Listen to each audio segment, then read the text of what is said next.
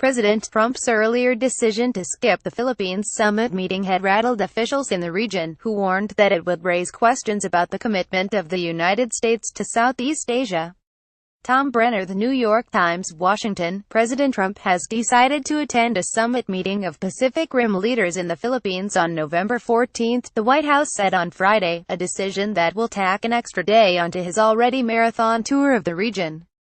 Speaking to reporters as he left the White House for Hawaii, the first leg of his trip, Mr. Trump said he planned to spend an extra day in the Philippines at the end of his 11 days on the road.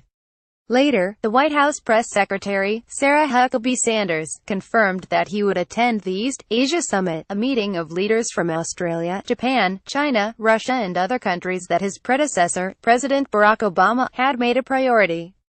Mr. Trump's earlier decision to skip the meeting had rattled officials in the region, who warned that it would raise questions about the United States' commitment to Southeast Asia.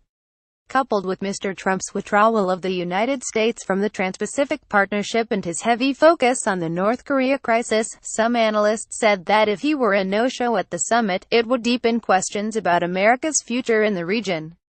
Separately, a spokesman for the Kremlin said that American and Russian officials were discussing a meeting between Mr. Trump and President Vladimir V. Putin of Russia, which could occur on the sidelines of the annual meeting of the Asia-Pacific Economic Cooperation Forum in Vietnam, before Mr. Trump flies to Manila. The importance for international affairs of any contact between the Russian and U.S. presidents can hardly be overestimated, the spokesman, Dmitry Peskov, told reporters on Friday.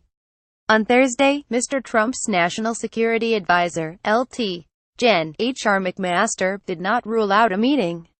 While Mr. Trump's decision to stay longer in Manila will be widely welcomed in Southeast Asia, it could add to the concerns of White House officials about the grueling nature of the trip, the longest tour of Asia by an American president since the President George Bush in late 1991.